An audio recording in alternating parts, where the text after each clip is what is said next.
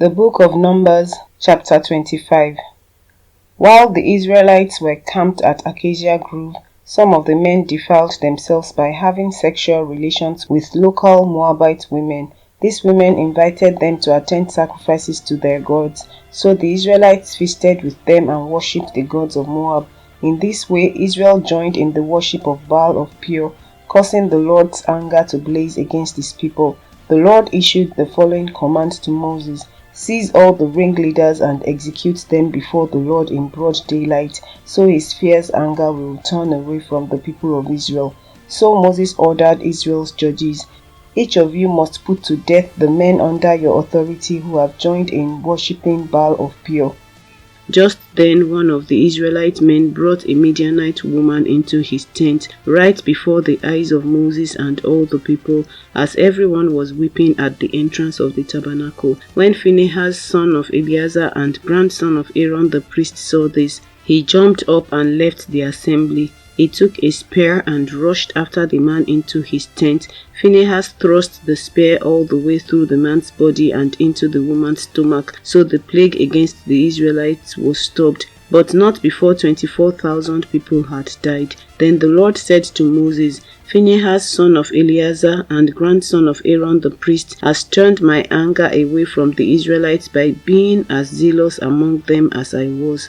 So I stopped destroying all Israel as I had intended to do in my zealous anger. Now tell him that I am making my special covenant of peace with him. In this covenant, I give him and his descendants a permanent right to the priesthood, for in his zeal for me, his God, he purified the people of Israel, making them right with me." The Israelite man killed with the Midianite woman was named Zimri, son of Salu, the leader of a family from the tribe of Simeon. The woman's name was Cosbi. She was the daughter of Zor, the leader of a Midianite clan. Then the Lord said to Moses, "Attack the Midianites and destroy them, because they assaulted you with deceit and tricked you into worshipping Baal of Peor, and because of Cosbi, the daughter of a Midianite leader who was killed at the time of the plague because of what happened at Peor."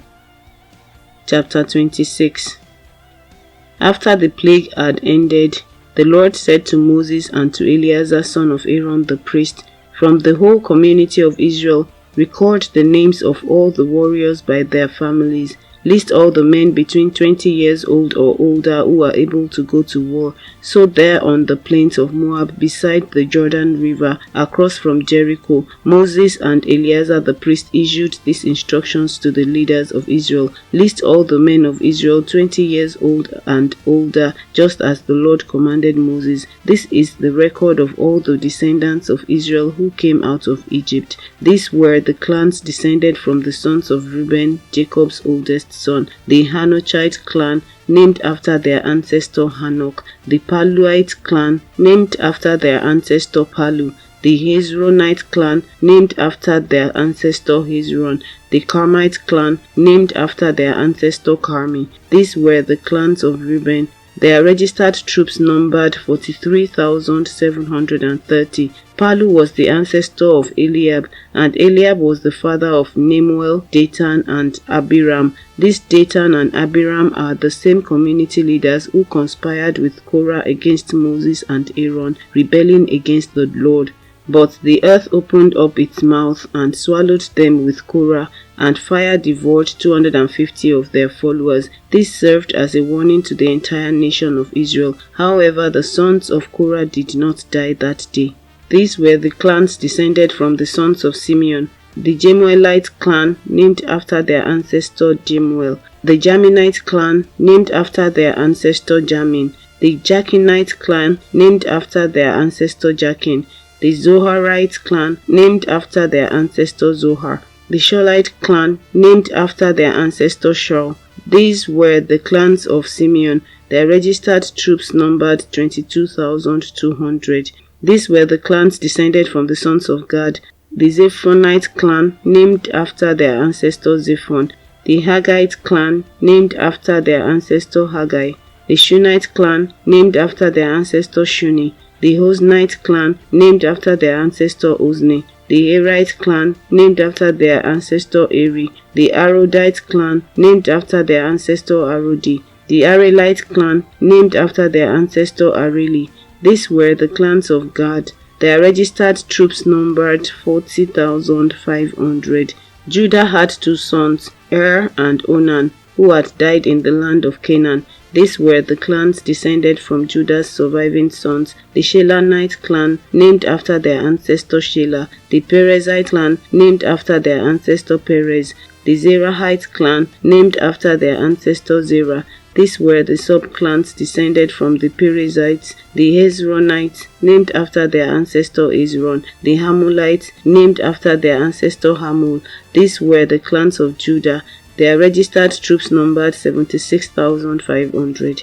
These were the clans descended from the sons of Issachar: the Tolite clan, named after their ancestor Tola; the Puite clan, named after their ancestor Pua; the Jashubite clan, named after their ancestor Jashub; the Shimronite clan, named after their ancestor Shimron. These were the clans of Issachar. Their registered troops numbered 64,300. These were the clans descended from the sons of Zebulun: the Seredite clan, named after their ancestor Sered; the Elonite clan, named after their ancestor Elon; the Jalilite clan, named after their ancestor Jalil. These were the clans of Zebulun. Their registered troops numbered 60,500. Two clans were descended from Joseph through Manasseh and Ephraim. These were the clans descended from Manasseh: the Machirite clan, named after their ancestor Machir; the Gileadite clan, named after their ancestor Gilead, Machir's son.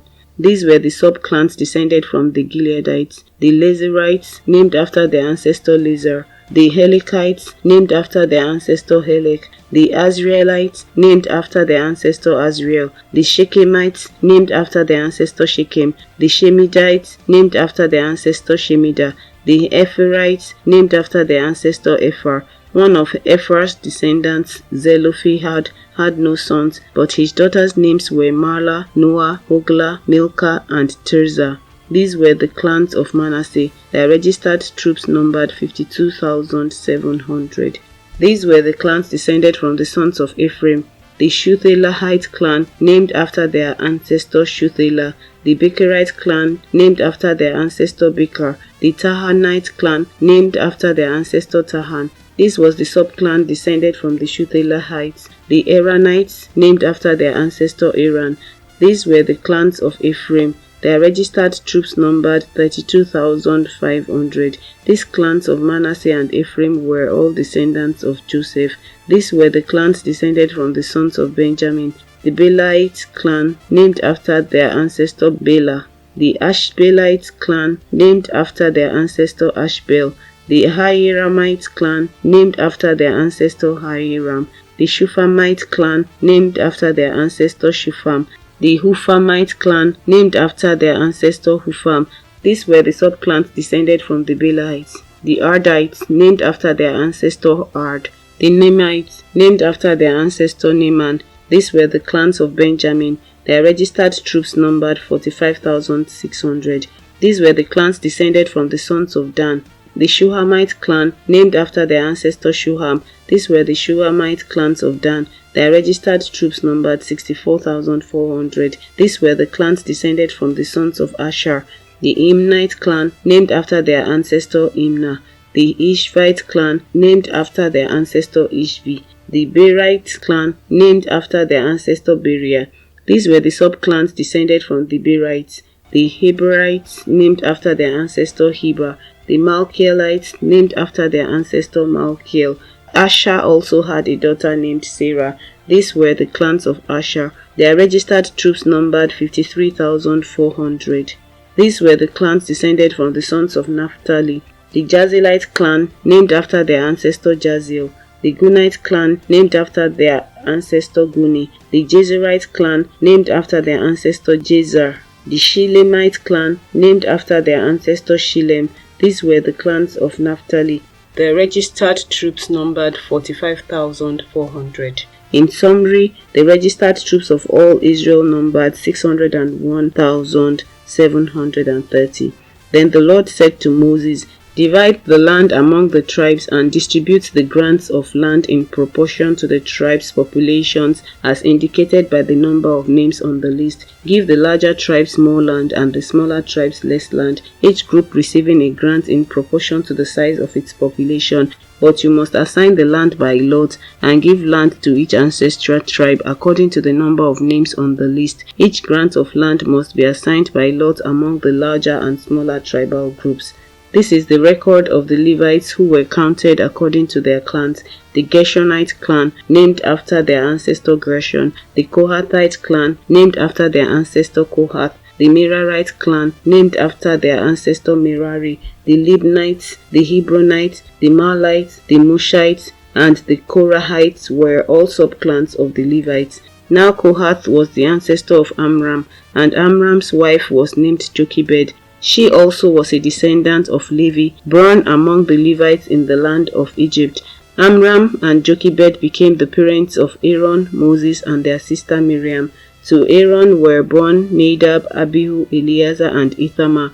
But Nadab and Abihu died when they burned before the Lord the wrong kind of fire, different than he had commanded. The men from the Levite clans who were 1 month old or older numbered 23,000, but the Levites were not included in the registration of the rest of the people of Israel because they were not given an allotment of land when it was divided among the Israelites. So these are the results of the registration of the people of Israel as conducted by Moses and Eleazar the priest on the plains of Moab beside the Jordan River across from Jericho.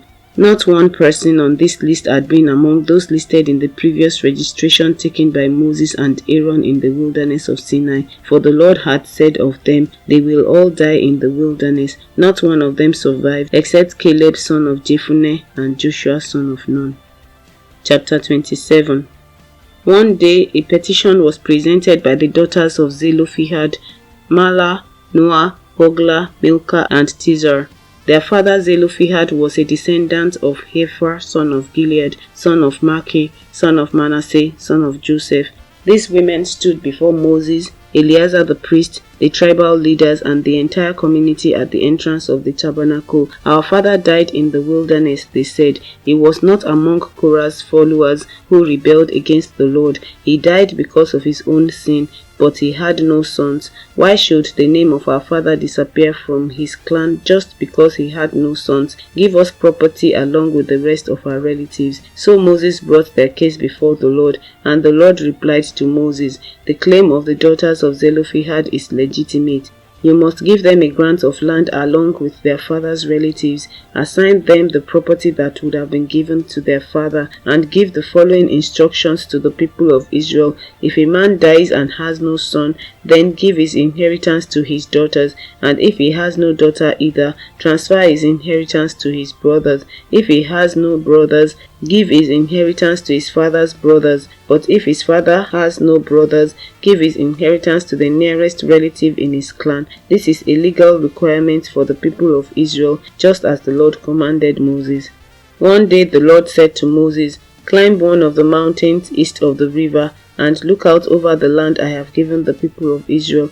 After you have seen it, you will die like your brother Aaron, for you both rebelled against my instructions in the wilderness of Zin. When the people of Israel rebelled, you failed to demonstrate my holiness to them at the waters. These are the waters of Meribah at Kadesh in the wilderness of Zin." Then Moses said to the Lord, "O Lord, you are the God who gives breath to all creatures. Please appoint a new man as leader for the community. Give them someone who will guide them wherever they go and will lead them into battle, so the community of the Lord will not be like sheep without a shepherd." The Lord replied, "Take Joshua son of Nun, who has the Spirit in him, and lay your hands on him. Present him to Eleazar the priest before the whole community, and publicly commission him to lead the people. Transfer some of your authority to him, so the whole community of Israel will obey him. When direction from the Lord is needed, Joshua will stand before Eleazar the priest, who will use the Urim, one of the sacred lots cast before the Lord, to determine his will. This is how Joshua and the rest of the community of Israel will determine everything they should do. So Moses did as the Lord commanded. He presented Joshua to Eleazar the priest and the whole community. Moses laid his hands on him and commissioned him to lead the people, just as the Lord had commanded through Moses.